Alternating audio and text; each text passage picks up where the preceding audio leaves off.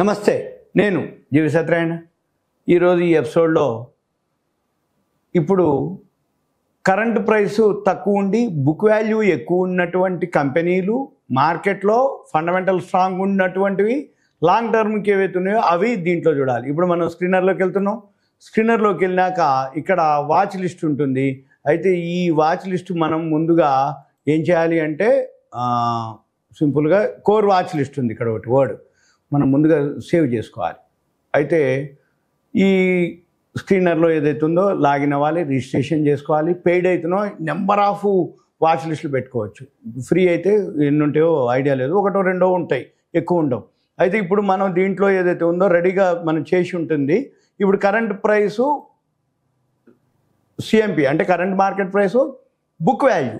ఈ book value current market price ఏవైతే ఉన్నాయో అవి ఏమున్నాయి, ఎన్ని ఉన్నాయి అనేది మనం ఇక్కడ చూస్తాం అన్నమాట.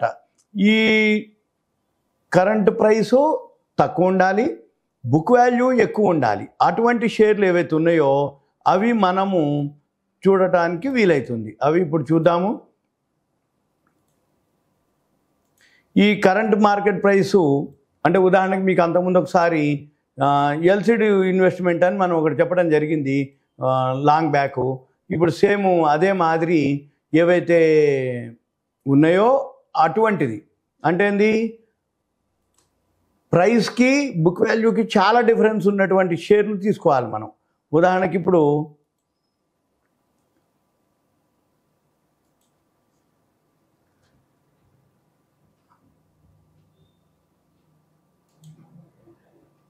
ఇది కరెంట్ ప్రైస్ వచ్చి ఎల్సిడి ఇన్వెస్ట్మెంట్ ఒక వీడియో మనం చేయటం కూడా జరిగింది.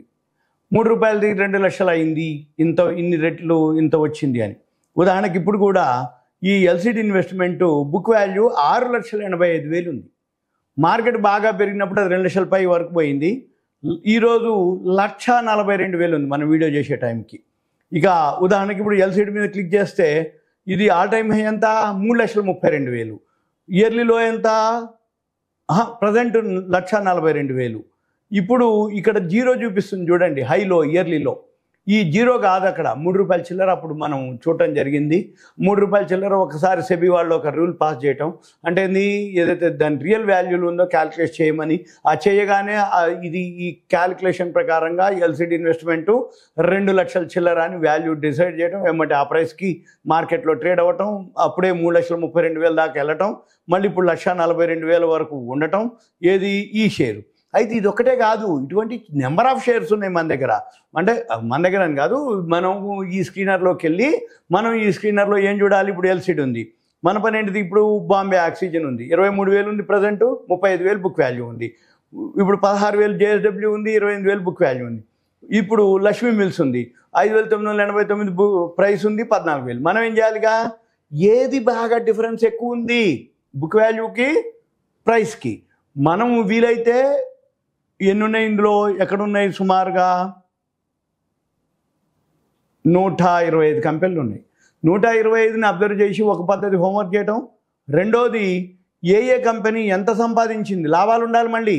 ఇప్పుడు బుక్ వాల్యూ ఉంది, ఓకే, లాభాలు కనుక్కుంటే మళ్ళీ ఫాస్ట్గా మనకు పెరుగుతుంది. అప్పుడు మనం ఏం చేయాలి, ఎక్స్పోర్ట్కి వెళ్ళి అక్కడ ఒక కాలం డిఫరెన్స్ అనమాట, కరెంట్ ప్రైస్కి బుక్ వాల్యూకి డిఫరెన్స్ అని ఒక ఫార్ములా ఇస్తే డిఫరెన్స్ వస్తుంది, పర్సంటేజ్ వస్తుంది. కావాలనుకుంటే డిఫరెన్స్ ఓన్లీ ఎంత డిఫరెన్స్ అనేది కూడా 2, ఒకటి పర్సంటేజ్, ఒకటి డిఫరెన్సు మనము ఒక వీడియోలో చెప్పడం జరిగింది. ఈ వీడియోలో అంటే ఎక్స్పోర్ట్కి వెళ్ళి చేయాలి. ఇకపోతే రెండోది ఏంటిది, దీని తర్వాత ఇప్పుడు మళ్ళీ ఎల్సిడి ఇన్వెస్ట్మెంటే అనుకోండి, క్లిక్ చేస్తే దీనికి సంబంధించినటువంటి ఇన్ఫర్మేషన్ అంతా ఉంటుంది. ఇక ఇది మనం చూడాలి, అంటే బుక్ వాల్యూ, పిఈలు, సిపిఈలు, ఇండస్ట్రీ పిఈలు, పిఈ ఇండస్ట్రీ అంటే sector PE, price to book value, ఇవన్నీ చూడాలి. ఇక్కడ ఉదాహరణకి ప్రైస్ టు బుక్ వాల్యూ 0.21 అంటే రూపాయి వస్తువు 20 పైసలకే 21 పైసలకే దొరుకుతుందని అర్థం, price to book value. Suppose ఉదాహరణకి ఇప్పుడు టీసీఎస్ అనుకోండి, ఉదాహరణకి టీసీఎస్ క్లిక్ చేస్తే టీసీఎస్ ఎంత ఉంటుంది, బుక్ వాల్యూ 281 రూపాయి, ప్రైస్ టు బుక్ వాల్యూ 14 రెట్లు ఉంది. ఇదో ధర మీద అంటే బుక్ వాల్యూ మీద 14 రెట్లు ఉంది. అది ఎల్సిడి వచ్చి ఏముంది, ఉండటమే రూపాయలో 21 పైసకి దొరుకుతుంది. అంటే ఎంత చీప్లో దొరుకుతుంది అనేది ఉంది. కాకపోతే అది లిక్విడిటీ ఉండదు, వాల్యూమ్ ఉండదు. కానీ లాంగ్ టర్మ్ ఇన్వెస్ట్మెంట్కి బెస్ట్ అనమాట. ఒక ఎల్సిడే కాదు, 125 కంపెనీల్లో ఫిల్టర్ చేసి మనం తీసుకోవాలి.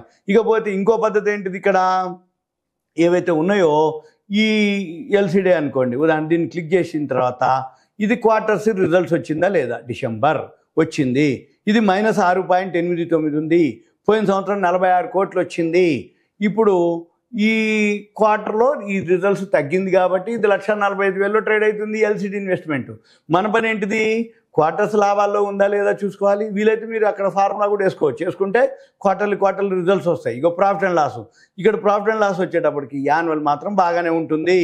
మార్చి 2024 176 కోట్లు వస్తే ఈ సంవత్సరం 188 కోట్లు రాబోతుంది. ఇక మన పని ఏంటిదిగా, ఇలా చెక్ చేసి ఏవైతే ఉన్నాయో ఆ కంపెనీలు వాల్యూ ఉన్నాయో లేవో చూసుకొని మళ్ళీ మనం ఏం చేయాలి, ఇక్కడే ఎల్సిడి ఇన్వెస్ట్మెంట్ అంటే ఎగ్జాంపుల్ ఇది, మిగిలిన మీరు వేరే మీకు ఏ విధంగా అనిపిస్తే చెక్ చేయాలి. ఇక్కడే చార్ట్ అని ఒక వర్డ్ ఉంటుంది, చార్ట్ క్లిక్ చేయాలి.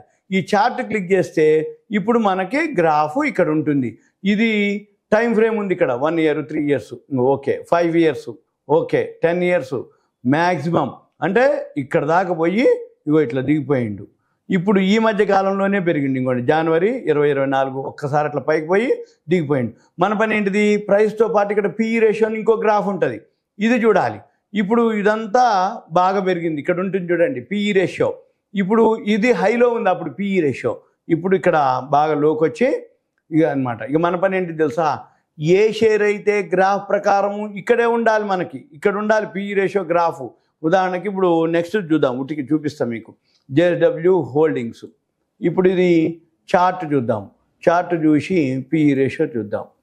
ఇది ఇట్లా దిగిపోయింది. ఇక్కడ నుంచి చూసిర్రా, ఇక్కడ ఎంటర్ అవ్వాలి మీరు ఎప్పుడైనా గ్రాఫ్, ఇక్కడ ఎంటర్ అవ్వాలి. ఇలా మనం ఏం చూడాలి, ఈ సిఎంపీలో ఏవైతే ఉన్నాయో ఇవన్నీ 125 లిస్ట్ అంతా చెక్ చేస్తూ ఉండాలి. ప్రాఫిట్ అండ్ లాస్ బాగుండాలి, బ్యాలెన్స్ షీట్ బాగుండాలి, థర్డ్ క్వార్టర్ బాగుందా లేదా, మళ్ళీ ఎంటర్ ఎక్కడ, ఎగ్జిట్ ఎక్కడ, గ్రాఫ్ చెక్ చేయాలి. ఇవన్నీ మనం చెక్ చేసి ఇవి అనమాట. అంటే ఉదాహరణకి సేఫెస్ట్ ఇన్వెస్ట్మెంట్ మనం ప్రతి వీడియోలో ఒక్కొక్కటి చెప్తున్నాం.